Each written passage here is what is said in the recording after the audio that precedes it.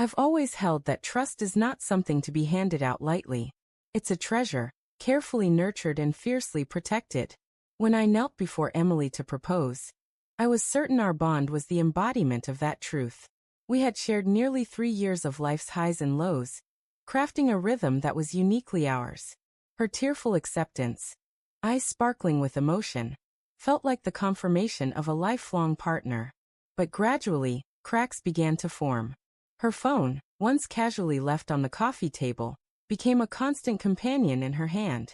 Evenings once filled with our shared laughter gave way to nights she spent with friends. The phrase "girls' night out" slipped from her lips with unsettling ease and frequency. I tried to dismiss my growing unease, chalking it up to her demanding job or a need for space. That all changed one Thursday evening. She announced plans to meet up with old college friends, describing it as just a few drinks and nostalgic chatter. With a fleeting kiss, she hurried upstairs, avoiding my gaze in a way that pricked my instincts. She thought I was tied up with work, but after a long meeting downtown, my phone buzzed with a message from Matt, the boyfriend of one of Emily's closest friends. His words carried a hesitant warning. The group wasn't where they'd claimed to be, and someone had spotted them heading toward the waterfront parking lot. My heart raced, pounding in my chest. I tried to convince myself it was nothing, but a gnawing certainty told me I wouldn't rest until I saw for myself. 15 minutes later, I pulled into the marina's parking lot, scanning for her car. Then I saw it. My old pickup truck, sold 6 months earlier, now parked in a shadowy corner. Confusion hit me before I even got close. And then, the scene unfolded before my eyes. Emily stepped out of the truck, adjusting her clothes, her hair slightly mussed. Jason leaned casually against the vehicle's frame. My stomach twisted with a sickening lurch. Jason, my ex's former boyfriend, whom Emily had assured me years ago was no cause for concern. For a moment they didn't notice me. I stood under the dim glow of a street lamp, every shred of security draining from my body. Emily's smile faltered, her eyes widening in shock. Jason's face bore a smug smirk. I didn't shout. I didn't demand answers. Instead, I walked toward them, calm, perhaps too calm. "Nice truck," I said, my voice steady and cold. "Looks familiar." Emily froze, her hands clutching her purse tightly.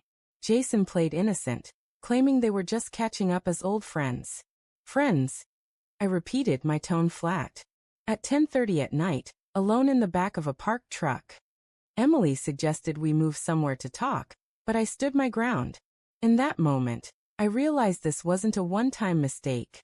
The evasiveness, the hidden nights, the guarded attitude, it was a pattern.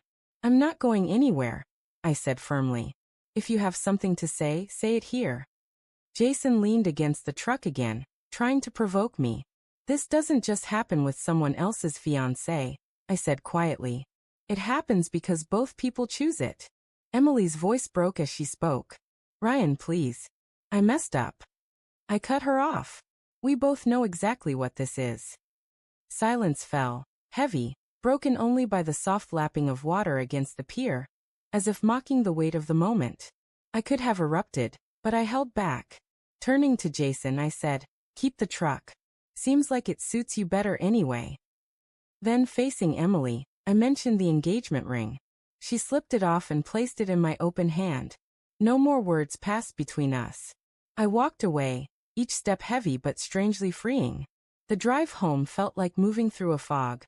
Every late-night excuse, every sudden change of plans, every question dodged, they all replayed in my mind. It wasn't burning rage I felt, but something colder, sharper, clearer. I didn't call her. I didn't text.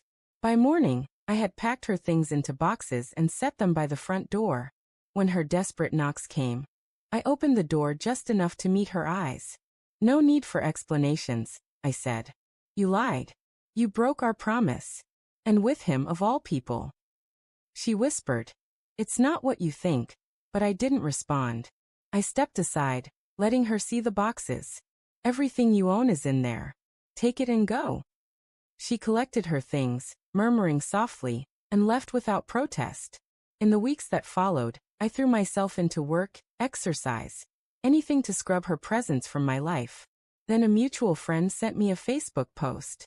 It showed Emily with Jason, captioned, "Finally where I'm meant to be," with a red heart emoji. I didn't react. Instead, I posted a photo of my new truck, bought with cash.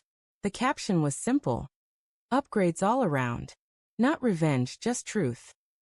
Months later, I heard Jason had sold my old truck, and Emily had moved on again. It didn't matter to me. I was already building a life where my value didn't hinge on someone else's loyalty. The man who would have given everything for her was gone, and he wasn't coming back.